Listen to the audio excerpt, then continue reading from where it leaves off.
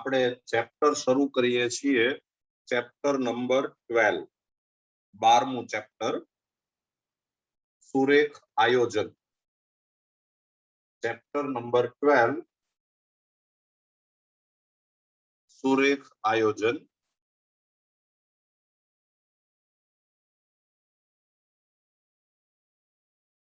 linear programming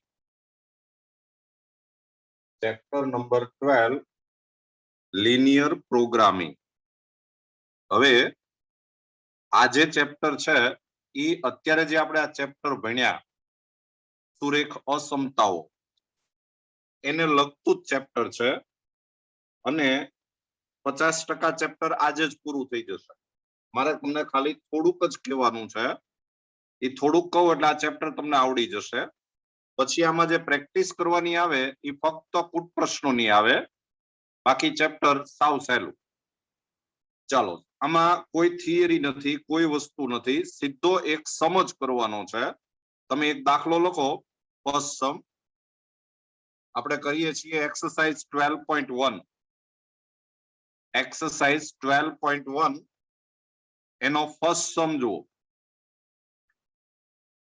x plus y less than or equal to 4 x greater than or equal to 0 y greater than or equal to 0 પછી તમને એક આ z is equal to 3x plus 4y એવું આપેલું છે એનો શું મતલબ છે એ પછી સમજાવું પણ પહેલા આટલું લખી લ્યો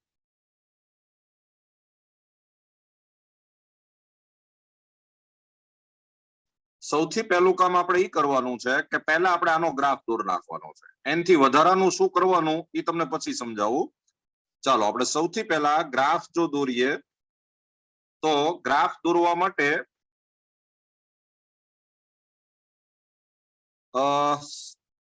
x plus y is equal to 4 and therefore y is equal to 4 minus x આનું આપણે ટેબલ બનાવીએ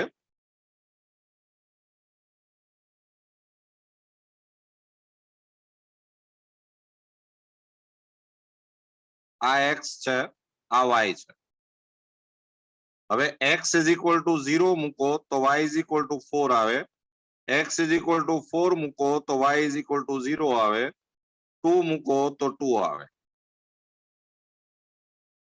પછી તમને ખબર છે કે આના માટે કોઈ ટેબલની જરૂર નથી આના માટે કોઈ ટેબલની જરૂર નથી એટલે અત્યારે આપણે હવે ગ્રાફ દોરી શકીએ એમ છીએ તો આપણે ગ્રાફ દોરીએ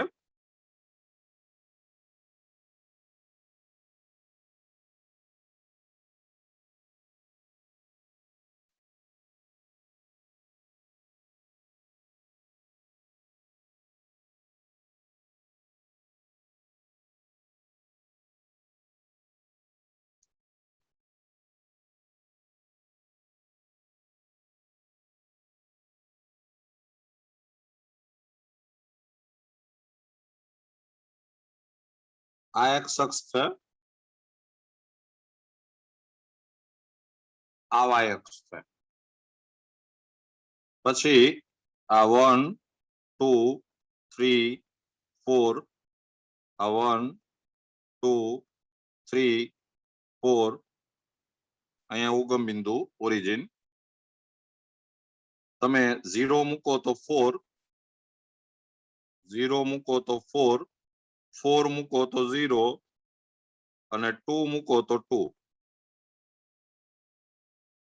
એટલે આપણો આલેખ જે છે એ આમ આવ્યો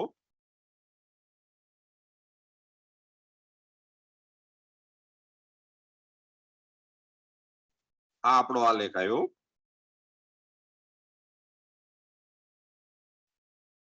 એ આલેખ છે x plus y is equal to 4 નો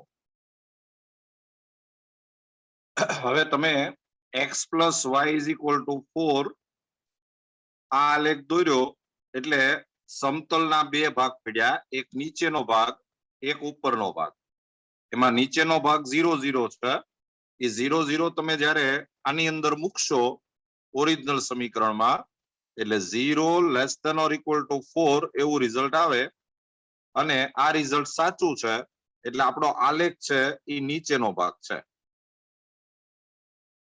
આપણો આલેખ છે એ નીચેનો ભાગ છે એવું નક્કી થયું. મારી સાથે દોરતા જજો. આલેખ દોરાઈ જાય પછી જ નવી વસ્તુ શરૂ થાય.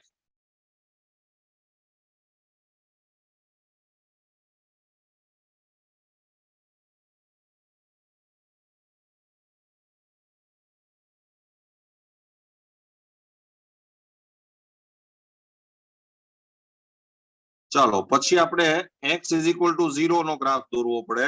તમને ખબર છે x ઇઝ ઇક્વલ ટુ 0 એટલે y અક્ષ. આ x ઇઝ ઇક્વલ ટુ 0 નો ગ્રાફ થયો અને x greater than or equal to 0 એટલે આ બાજુનો ભાગ. આ તો હવે તમને પ્રેક્ટિસ થઈ ગઈ હશે. આ y ઇઝ ઇક્વલ ટુ 0 કહેવાય, y અક્ષ, અને y greater than or equal to 0 એટલે ઉપરનો ભાગ. અને હવે આ ત્રણેયમાં કોમન પાર્ટ જે છે એ આ વચ્ચેનો ભાગ આવશે.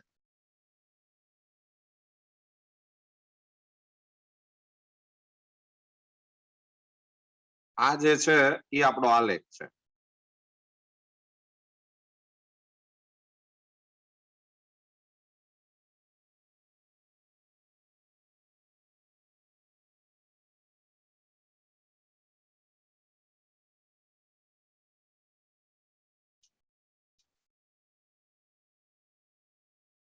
આ આપણો આલેખ દોરાઈ ગયો.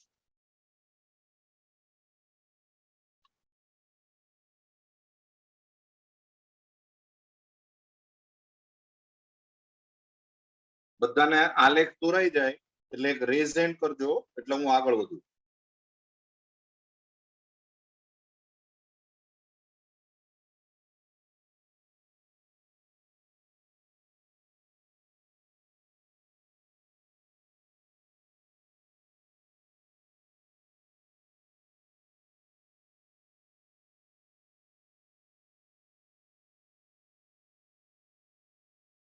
હવે હું જે કહું છું એ પ્રમાણે એક ટેબલ બનાવવાનું છે.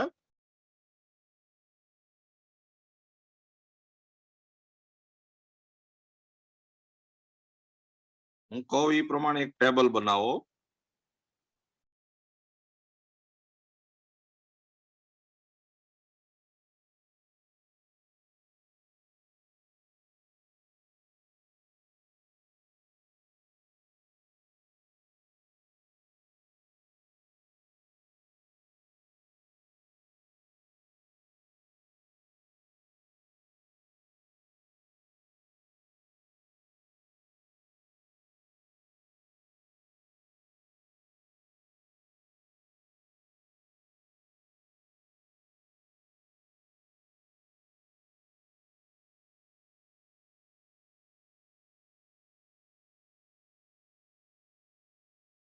આવું એક ટેબલ બનાવો. અહીંયા લખો બિંદુઓ, પોઈન્ટ્સ.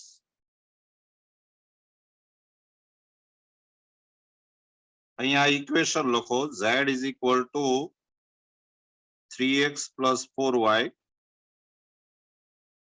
અહીંયા લખો કિંમતો, વેલ્યુઝ. આવું એક ટેબલ બનાવી નાખો.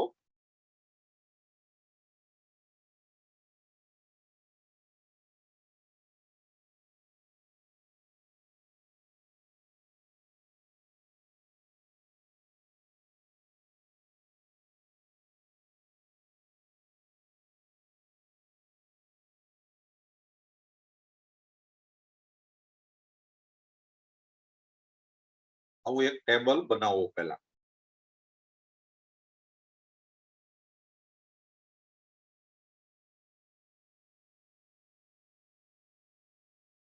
ચાલો હવે શું કરવાનું છે તમને સમજાવું. આપણો ઉકેલ ગણ સોલ્યુશન આ આખો પ્રદેશ છે. હવે આ પ્રદેશની અંદર આ રિજિયનમાં ઘણા બધા પોઈન્ટ છે. જેમ કે જો આ 0 0 છે, આ 1 0 છે, 2 0 છે, 3 0, 4 0, 0 1, 1 1, આ 2 1, આ 3 1, આ બધા જ આપણા સોલ્યુશન છે.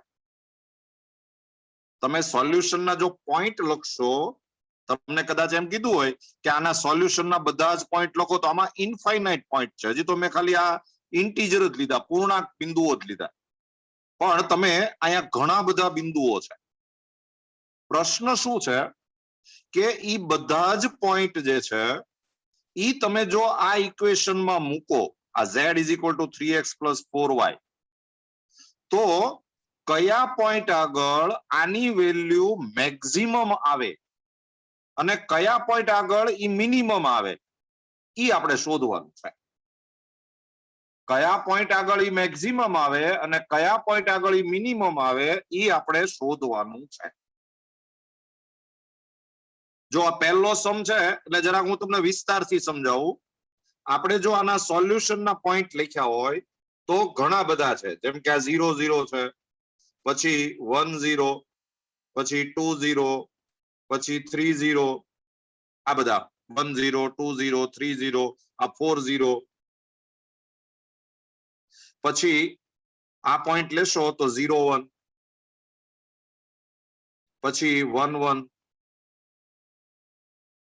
પછી આ પોઈન્ટ છે એ 2 1, આ પોઈન્ટ છે એ 3 1, એની ઉપર તમે આ જાઓ તો આ થાય 0 2 0 2, પછી આ પોઈન્ટ છે એ 1 2, પછી આ થાય 2 2, પછી એની ઉપર હજી જાઓ તમે તો આ થાય 0 3 0 3, પછી આ થાય 1 3 1 3, અને આ પોઈન્ટ થાય 0 4. જો આપણે બધા ઇન્ટીજર લખીએ તો આવા ઘણા બધા બિંદુઓ મળે. હવે પ્રશ્ન એમ છે કે આ બધા જ બિંદુની કિંમત તમારે આ સમીકરણમાં મૂકતા જવાની. જેમ કે તમે આ બિંદુ મૂકો તો આમાં 0 0 મૂકવાનું, એટલે આન્સર છે કંઈક 0 આવે.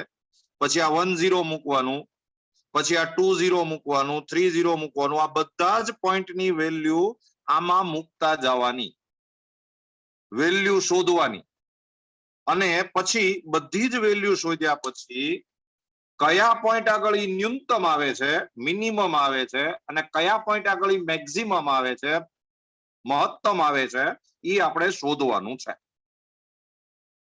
હવે અત્યારે તો શું છે કે હજી આ પ્રદેશથી થોડોક નાનો આવ્યો એટલે આપણે કદાચ આ પોઈન્ટ લખી શક્યા, પણ માનો કે આ પ્રદેશ છે, આ રિજિયન છે બહુ મોટો આવે તો આપણે આ પોઈન્ટ ન લખી શકીએ, ને એટલા બધા પોઈન્ટ આપણે આમાં મૂકવા જઈએ તો આપણને સમય પણ ઘણો બધો જાય.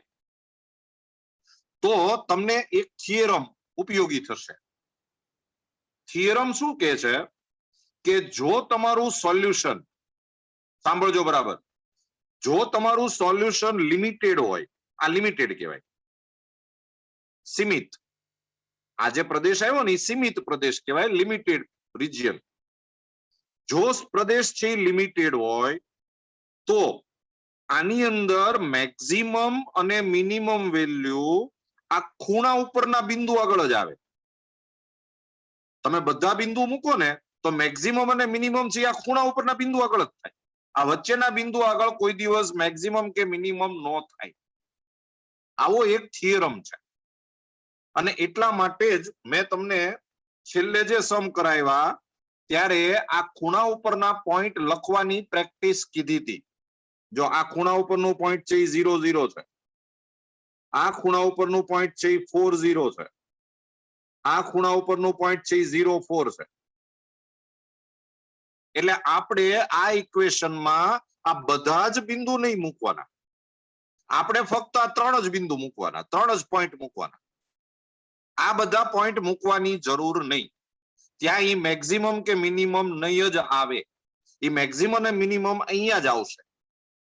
જેટલા ખૂણા પડતા હોય, અહીંયા 3 ખૂણા પડે છે, 4 ખૂણા પડતા હોય તો 4 પોઈન્ટ મૂકવાના, 5 ખૂણા પડતા હોય તો 5 પોઈન્ટ મૂકવાના, ખૂણા ઉપરના બિંદુ મૂકવાના, એ ખાસ ધ્યાનમાં રાખજો. એટલે હવે માનો કે આપણે આ બિંદુ લઈએ 0 0, આપણે આ 0 0 લીધું, એ 0 0 આમાં મૂકવાનું.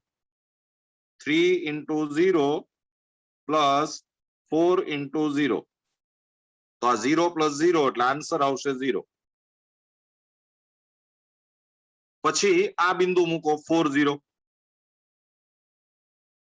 તો આમાં મૂકશો તો 3 into 4 plus 4 into 0 એટલે આન્સર આવશે 12. પછી આ પોઈન્ટ મૂકો 0 4,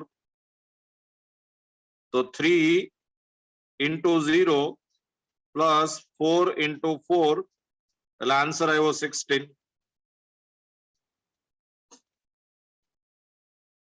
તો તમે હવે એવું કહી શકો, જો બરાબર સમજજો, કે આની મહત્તમ કિંમત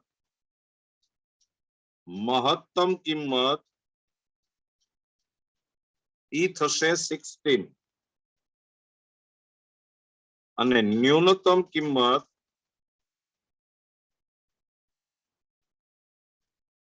ઈ થશે 0.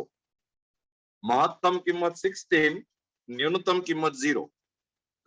આ મહત્તમ અને ન્યૂનતમ કિંમત છે એને કહેવાય ઇષ્ટતમ મૂલ્યો. આને કહેવાશે ઇષ્ટતમ મૂલ્યો.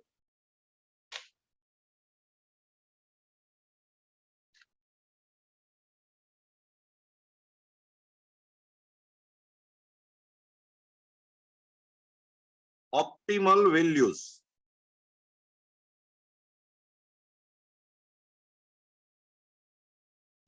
ઓપ્ટિમલ વેલ્યુઝ એટલે તમને જો એમ કે ઇષ્ટતમ મૂલ્યો શોધો, તો આપણે મહત્તમ અને ન્યૂનતમ બે કિંમત શોધવાની. ઘણીવાર એ લોકો ખાલી તમને મહત્તમ કિંમત શોધો એમ જ કે ખાલી ન્યૂનતમ કિંમત શોધો એમ જ કે, તો આપણે એ શોધવાનું ઇષ્ટતમ નો મતલબ થાય બે વેલ્યુ, મહત્તમ અને ન્યૂનતમ બંને. અને પછી તમને એક પૂછી શકે ઇષ્ટતમ બિંદુઓ.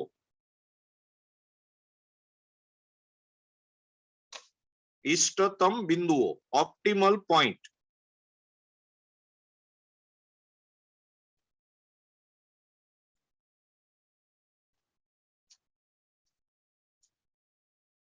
તો આ મહત્તમ કિંમત છે 16 આવી, એ કયા બિંદુ આગળ આવી?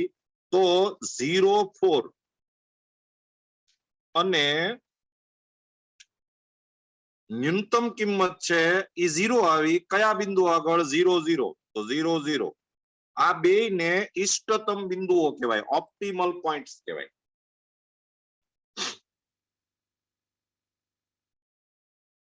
એટલે તમારે ગ્રાફ દોર્યા પછી આ એક ટેબલ બનાવવાનું.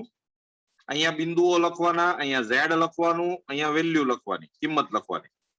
ખૂણા ઉપરના બિંદુઓ લખવાના, આની અંદર મૂકવાના, વેલ્યુ શોધવાની, અને એમાંથી જે મહત્તમ અને ન્યૂનતમ કિંમત હોય એ આપણે અહીંયા સ્પેસિફાઈ કરી દેવાની, બતાવી દેવાની. તમારે આ બધા બિંદુ મૂકવાની જરૂર નહીં. તમે કદાચ અત્યારે માનો કે ઘરે નવરા છો, તો આ બધા બિંદુ છે આની અંદર મૂકી જોજો.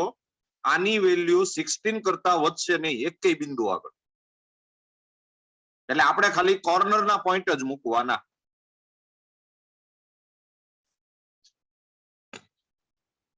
લ્યો, આ ચેપ્ટર 50% પૂરું થઈ ગયું.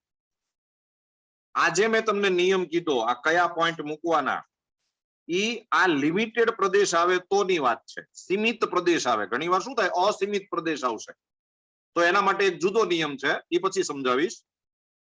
પણ અત્યારે આ સમ પૂરો થઈ ગયો. આ આપણે મહત્તમ કિંમત, ન્યૂનતમ કિંમત બધું શોધી લીધું.